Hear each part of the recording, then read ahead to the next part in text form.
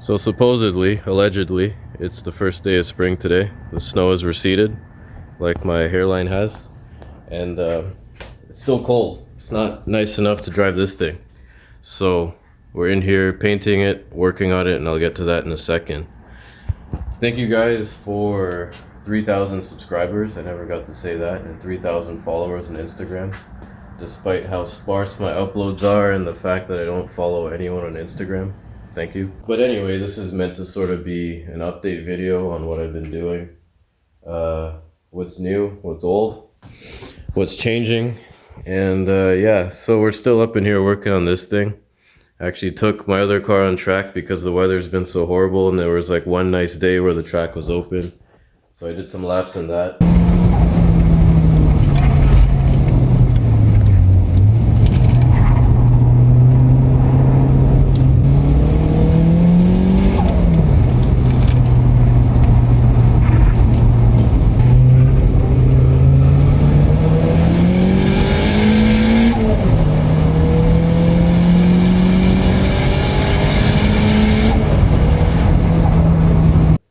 It was kind of fun, but you know, I need something fast, you know, like the thing about speed is it quiets your mind, and like with that car nothing's happening fast enough. Like lap time wise, that other car was 25 seconds a lap slower than this thing. So like this is a minute 11. That car was doing a minute 36, minute 35, and this thing's probably even faster now. So what I really want is to be driving this thing. So all I really did over the winter to this is corrected bump steer. So you can see this tie rod sort of has freshish paint on it. I actually had to modify the tie rods because I had to bring up the outers with spacers that you can't really see on this side. But yeah, there's some spacers on the tie rod end. Looks kind of sketch, but that's actually an M16 bolt. That's a really huge bolt. And yeah, I actually had to modify the tie rod because as you can see, right there is the fuel rail, and that's the tie rod. So I had supports on the front side of the tie rod to stop it from bending so much because these factory tie rods do bend, especially with tires like these. So I had to move the support to the back side of the tie rod, so cut it off and redo it, so that I could get the tie rod, the outer tie rods high enough, and so that the tie rods don't crash into the fuel rail. So that's fun. So that was a bit of a project just to do that. But again, the car had, the bump steer was completely wrong the entirety of last year, because when you add camber, it changes the whole arc of the suspension. So as it travels upward, the tie rod needs to, you know, pull the back of the wheel in so that the wheel doesn't toe in so much. So I was actually getting toe in on compression, which is horrible because when the downforce picks up, the car gets toe in and a bunch of wheel drag, extra tire wear, and gets really darty and weird in the front. So now I actually managed to get almost zero bump steer, but it actually toes out on compression, which is what you really want because it makes the car turn in better when you load up the front on the brakes. So I'm happy about that.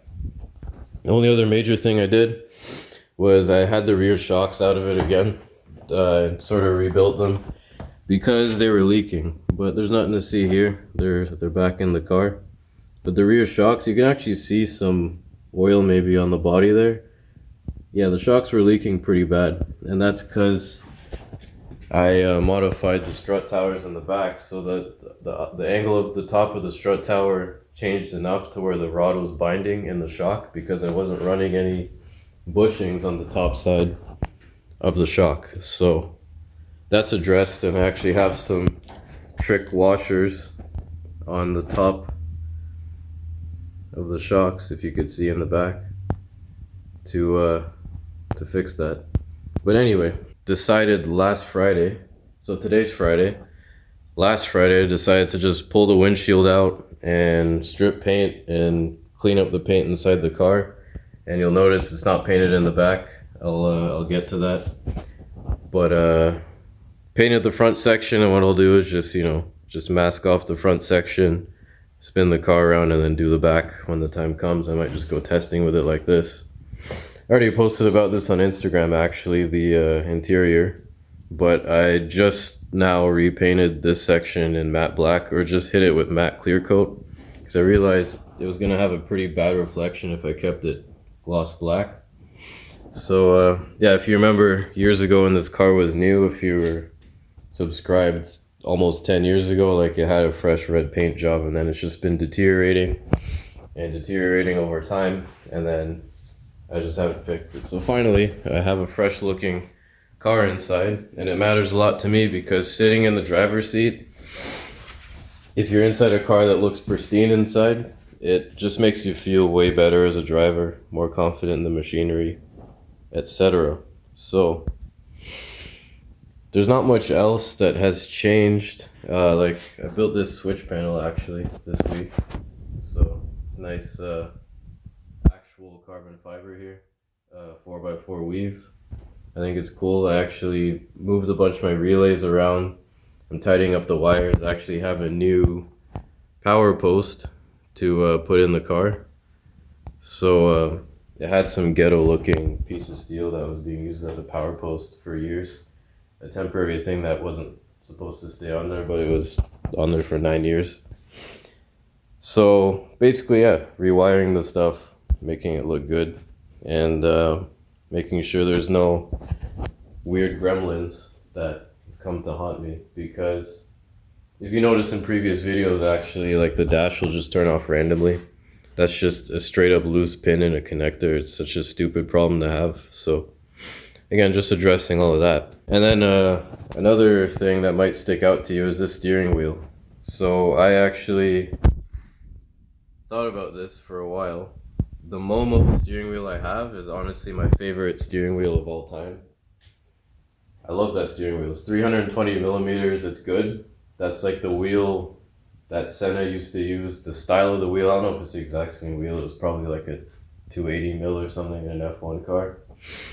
But I realized I could drive a lot better if I have a smaller wheel. So this wheel is 280 millimeters in diameter, and I just threw this together with some leftover steel and then just bolted it on. And then because my switches are on a separate plate, or the one button and one switch that I have is on one plate, I was able just to make this thing and just screw it on. So I'm gonna try this wheel out, and obviously it's not really a wheel, it's a steering yoke. I just want to try it out because this car has such a quick steering ratio. I never have to go hand over hand, and having a smaller wheel will help me with visibility, because the issue with the Momo is because I'm sitting lower and everything is down low. When I have the wheel at 90 degrees, which is there most of the time for most corners, I'm actually blocking my visibility because I'm so short. So by shrinking the wheel, I should get more visibility over my hand, and it should be better. And then again, there's less motion. The power steering is quite strong in the car, so I don't think it's gonna make a big issue, if anything. So anyway, this costed me nothing. I just threw this together. I'm gonna try it. If I like it, I'm actually gonna go ahead and design the nicest steering wheel you've ever seen. So stay tuned for that. And I'm excited because I really want this to work, because I think a steering yoke is actually a benefit in a race car that has a proper suspension setup. In a road type car, absolutely not. With the factory steering ratio, absolutely not, because you have to go hand over hand. But in this car, I think it's time for a steering yoke in this car, just because race cars use steering yokes. And also, these switches on the steering wheel have always been here. You just can't really see me switching them because they were hidden behind the Momo wheel because it had bigger spokes. But anyway, these switches are for boost control, if you didn't know. So this is low boost, which is 20 pounds gate pressure.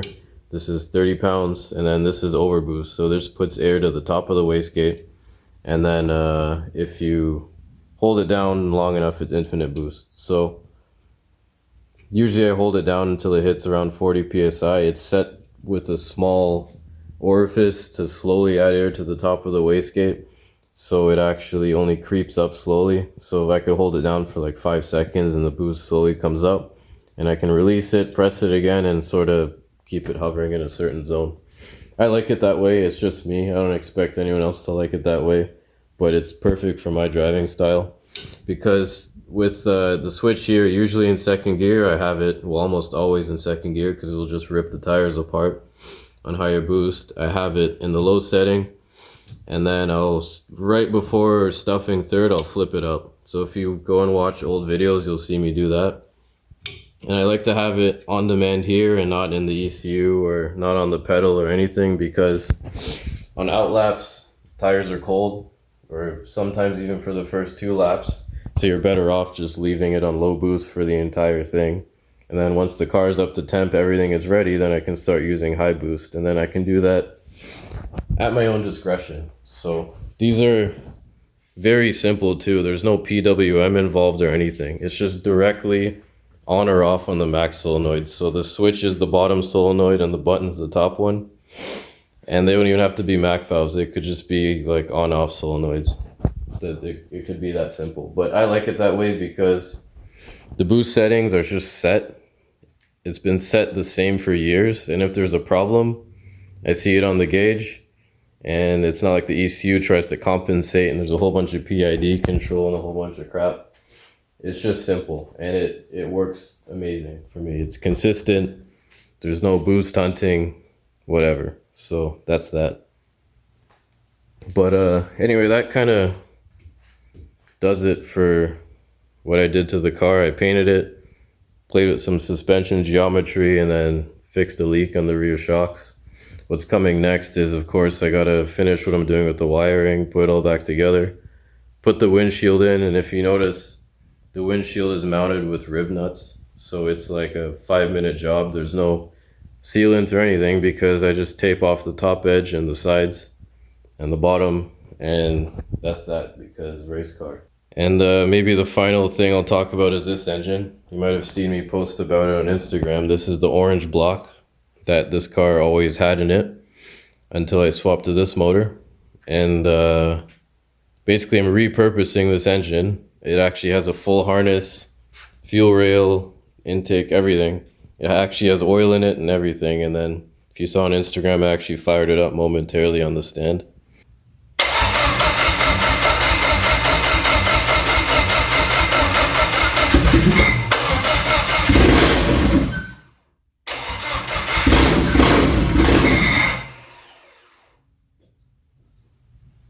So it's ready to go. It's got a flywheel, everything. And this is the engine I'm going to be using in my next build. So the secret car I've been talking about on and off all the time. And so it's starting to get more serious. I'm starting to get ready to build it. But at the same time, I have a single garage here and I have this in the way. So I can't just start welding stuff together and building this from the ground up car. So what I'm doing is I'm building this engine. I'm going to build a gearbox to go with it. I'm going to get the intermediate shaft for it, axles. I've got knuckles for it hidden in a box somewhere. Wheel bearings, everything. So I'm basically going to build an entire, like front subframe of a car with this just to save space. And then I'll build the rest of the car around it. And I'll do my best to film it. But this winter wasn't the winter to do it. Honestly, this winter I've just been focusing on business, shipping out orders. I got some new stuff in the pipeline, you know, investing, and then this has been a side project. So it was actually only a couple weeks for this whole winter spent on this car. Actually, like the one project was just a whole week of send, and then I took a month off, and then another project was a week of send after waiting for parts for a month that were lost in the mail or something like that. And whatever. So this car honestly is done. It's the stuff I did last year with the center of gravity modifications. Absolutely love it. I actually moved a couple weights around. What I did was I just took a little bit of weight out and then moved some to the rear because I like it a little bit heavy in the rear. For short tracks, small tracks, it's not really too beneficial, but for faster tracks you can actually get the rear end of the car to swing very nicely instead of swinging around and sliding around because it's too light. It's actually sliding and swinging around because of momentum on long corners, so at tracks like Motorsports, right? But on slow tracks you kind of want the rear end to just shoot around just so you can rotate the car quickly. So again, I'm seeing if there's maybe going to be discrepancies in setups between tracks with weights, because I have weights to move around. But it was definitely a good idea to do that. So anyway, even when a race car is done, you still got to do setup changes and maintenance and everything and all that. And there's still more stuff I want to try. Like Hoosier actually released new tires. Luckily, I didn't buy any new tires yet. These are A7s. They just came with the A8s. So it's a new compound. So it's looking good. And it's nice to have a car to actually put tires like that to the test. So anyway, this was again just an update video. Nothing too exciting happening here. I gotta move to a different continent.